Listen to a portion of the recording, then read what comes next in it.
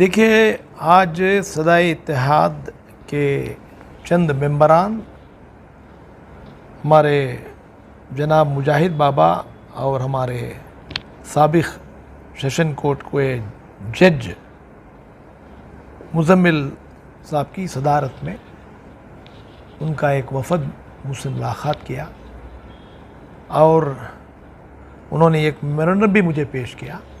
उसमें उन्होंने साफ लिखा है कि परसों गवर्नमेंट की तरफ से जो 4% 2B में रिजर्वेशन जो स्पेशली मुसलमानों को मिला था, गवर्नमेंट ने उसको विड्रा किया है।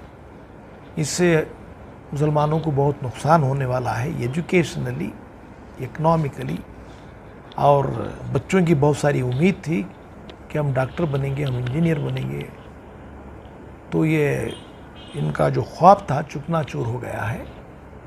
तो इस वक्त पर जो है माइनॉरिटी कमीशन की रिस्पॉन्सिबिलिटी बनती है कि सरकार को फिर से हमारी तरफ से, यानी मुसलमानों की तरफ से रिक्वेस्ट करना चाहिए कि 4% जो 2B में जो रिजर्वेशन मिला था उसको बरकरार रखा जाए।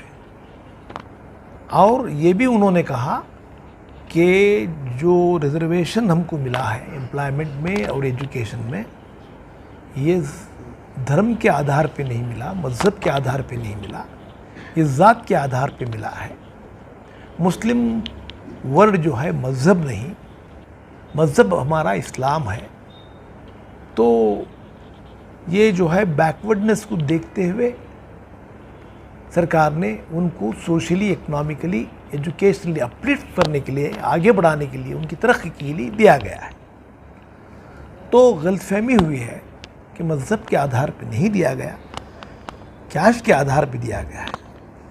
तो मैंने उनका मेमोरेंडम रिसीव किया और आज सवेरे मैं CM साहब से भी मिला था, सुराज बमाई जी से, और कौम का जो दर्द है, जो फ़िक्र है और उनका जो डिमांड है, वो मैंने उनकी आवाज़ बनकर सामने पेश किया हूँ आज।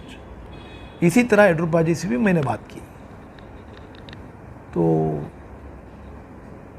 जो भी इक़दाम माइनॉरिटी कमीशन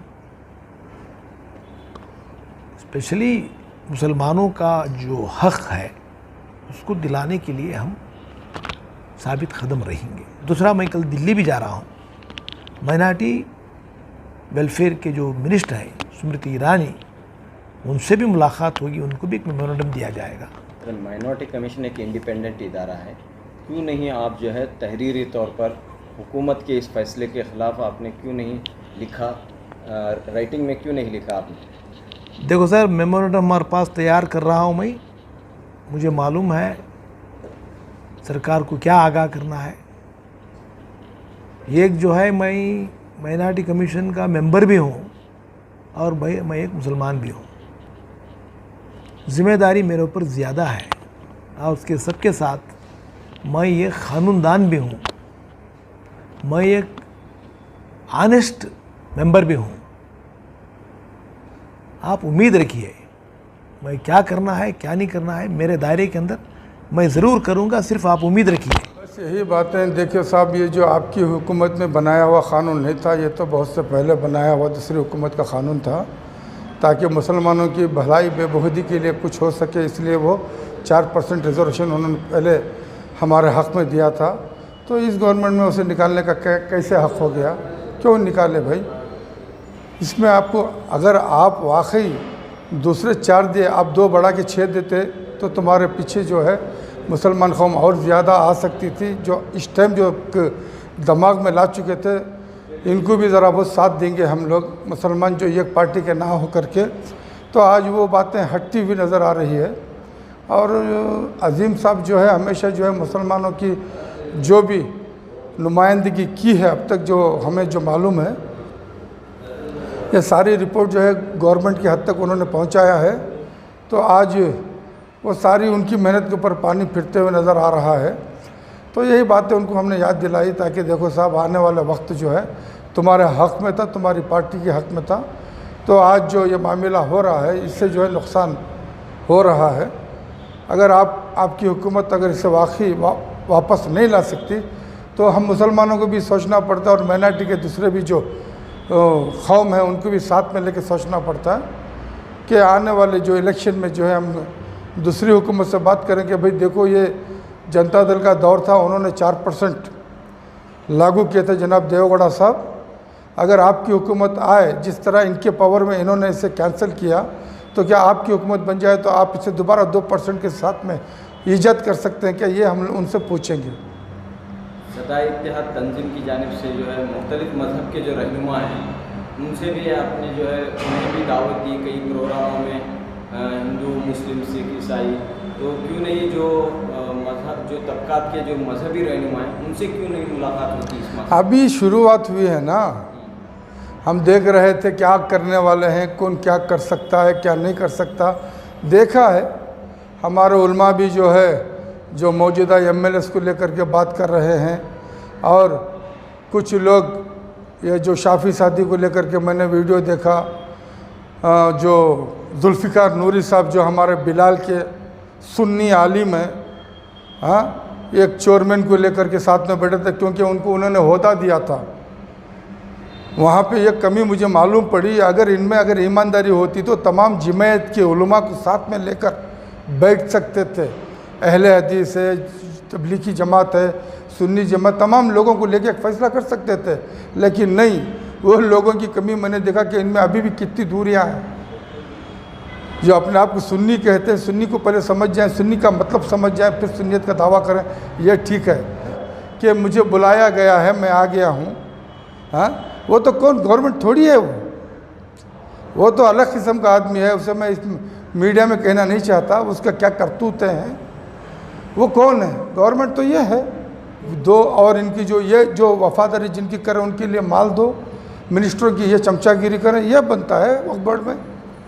वक्फ बोर्ड की क्या जिम्मेदारी बनती है? माल लूटने का।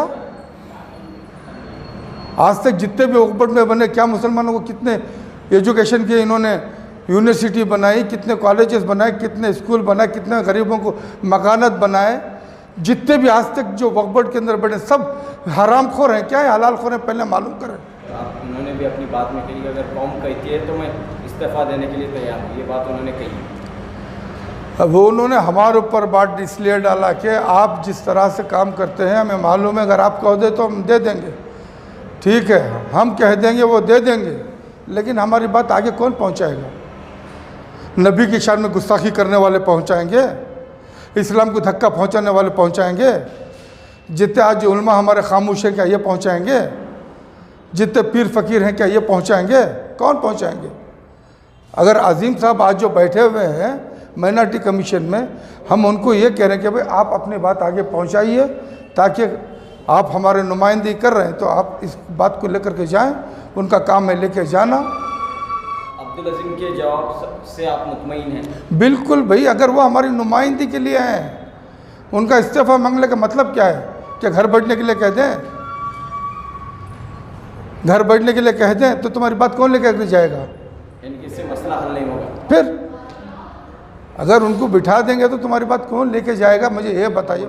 हमें माइनॉरिटी चेयरमैन अब्दुल अजीम साहब को मैं मेमोरेंडम दे के सदा इतिहास से इंशाअल्लाह हमें उम्मीद है एक मेमोरेंडम दे के उससे अच्छा रिस्पांस देंगे का हमें उम्मीद है। उन्होंने भी जाको बीजेपी गवर्नमेंट में बात करके चीफ मिनिस्टर को, उनको भी एक चीफ मिनिस्टर पे भी ये कानून फुल पास हो को है, लेकिन ये कानूनी तौर से पास नहीं हो को है, लेकिन उन्होंने एक पेश कर को ही इंशाल्लाह ये उन्होंने हमारी भी मुसलमानों की एक आवाज़ से और माइनॉरिटी की एक इनसे भी एक आवाज़ से इंशाल्लाह उन्होंने भी सब जने बात करने से इंशाल्लाह चेंजेस हुएंगा। अभी अगर ये इलेक्शन के एक मैं समझता हूँ, एक इलेक्शन का एक गिमिक समझता हूँ, इंशाल्लाह सारे बैठ के बात करने से ये सिर्फ माइनॉरिटी का हक ये इतना सलीस नहीं है, मतलब उनसे मंग को दूसरों को देने का इतना सलीस नहीं है, उन्हें भी समझ सकते, लेकिन इंशाल्लाह सारे माइनॉरिटी वाले हर इंसान अलग अलग हिसाब से उन्होंने काम कर रहे हैं। इंशाल्लाह हमें सदा इत्तेदाल माइनॉरिटी वाले को अजीम सबको मैं देखो इंशाल्लाह ये भी एक इफेक्ट पड़ेगा। जबकि सारे मसलक के उलमा इकराम को, तंजीमों को, सबको जोड़कर चल रही है। जब से मसला उठा है, क्या उलमा इकराम के साथ आपकी मीटिंग हुई है, दूसरे मसलकों के उलमा के साथ मीटिंग हुई है, या पॉलिटिकल लीडरों के साथ आपकी मीटिंग हुई इस मामले में? नहीं, हमें सदा इत्तेदाल वाले किसी से मीटिंग नहीं करे, सिर्फ हमें सदा इत्तेदाल वाले आके हमें मेमोरेंडम दे के है। नहीं, हर मसला के परसों ये हो को 2-3 दिन हुआ।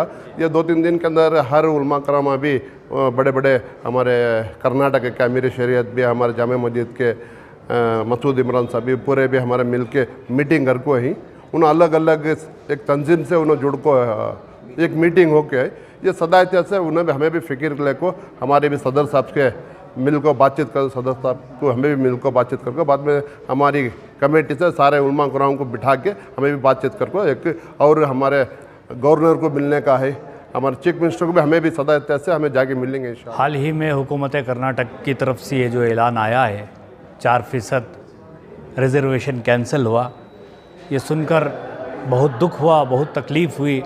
हमारे नौजवानों के अंदर गमों की लहरें डूब रही हैं और सब परेशान हैं। हर कोई अपने फ्यूचर व मुस्तकबिल को देखकर परेशान है। लेकिन ऐसे माहौल में रमज़ान शरीफ के मुक़द्दस महीने में ये जो बुरी ख़बर हमें सुनने को मिली, ये सुनकर बड़ा अफसोस हुआ। हमें उम्मीद है, हमारे कानून पे हमें भरोसा है, इसलिए हम लोग जो है माइनॉरिटी चेयरमैन साहब के पास आए। हमारी पूरी टीम सदा इत्तेहाद की आए हैं और आकर उन्हें मेमोरेंडम पेश किया और उन्होंने भी हमें दिलासा दिलाया कि हम बेहतर से बेहतर कोशिश करके जल्द से जल्द हम ये काम करें। बीजेपी हुकूमत की तरफ से जो अभी बयान आया है उससे तो मुसलमानों के जज्बात को बहुत ठेस पहुंचा है। सारी मिली समाजी तंजीमें जो हैं आवाम से भी अपील कर रही हैं कि अपने जज्बात को काबू में रखें, इसलिए कि यह कानूनी लड़ाई है, कानून के साथ भी लड़ना है। और दूसरा, सदा इत्तेहाद कर्नाटक ने अभी जो है जनाब अब्दुल अज़ीम साहब जो माइनॉरिटी चेयरमैन हैं उनके सामने बात रखी है और उनके बातों से इत्मीनान भी दिलाया गया है। और सदा इत्तेहाद इसी पर खामोश नहीं रहेगी, बल्कि और भी गवर्नर के पास और वज़ीर आला के पास भी मेमोरेंडम देने की कोशिश की जाएगी और उन तक भी बात पहुंचाई जाएगी। और जहां तक जनाब अब्दुल अज़ीम साहब ने भी वादा किया है कि ये मेमोरेंडम जो है सेंट्रल में भी पहुंचाया जाएगा और सूबाई हुकूमत तक भी पहुंचाया जाएगा। और उम्मीद है कि इन लोगों तक ये बात पहुंच जाए और मुसलमानों के जज्बात को जो ठेस पहुंची है उसका एहसास हो जाए, तो उम्मीद है कि ये इंशाअल्लाह बहाल हो जाएगी दोबारा और मुसलमानों का जो रिज़र्वेशन है वो ज़रूर भी ज़रूर हम वापस लेकर हमने तो एक बात ये रखी है कि ये जो फ़ैसला है 4% रिज़र्वेशन का जो मुसलमानों के हक़ में आया है कि इसे अब वापस ले लिया जाएगा। मैं ये कहता हूँ कि ये मुसलमानों के साथ तारीख़ी नाइंसाफ़ी है, इसलिए कि आप हमारे प्लेट का निवाला छीन कर दूसरों को दे रहे हैं। और ये सुनने में भी अच्छा नहीं लगता कि किसी के प्लेट का निवाला उठाकर जो है ना दूसरे को दिया जाए। दूसरी बात यह है कि बीजेपी को हमेशा ये शिकायत रहती है कि मुसलमान बीजेपी को सपोर्ट नहीं करते हैं। क्या इस तरह से मुसलमान सपोर्ट करेंगे कि जो है ना आप हमारा रिज़र्वेशन जो हमारा हक़ है, हमारा जो हक़ है उसे आप छीन लेंगे, तो क्या मुसलमान भरोसा करेंगे आप पर? तो ये तो कभी नहीं हो सकता है। तो लिहाजा सोचना ये चाहिए कि ये जो हमारे साथ नाइंसाफ़ी हो रही है इस पर गौर व फ़िक्र करना चाहिए। दूसरी बात यह है कि क्या मुसलमान इस मुल्क में आला तालीम याफ्ता ना हो? क्या वो अच्छा पढ़ लिख कर आला ओहदों पर फाइज ना हो? क्या हमारे पीएम साहब ने ये बात नहीं कही थी कि मुसलमानों के एक हाथ में कुरान तो दूसरे हाथ में लैपटॉप हो? तो मुतज़ाद बयान है, ये समझ में नहीं आता आप करना क्या चाह रहे हैं मुसलमानों के साथ।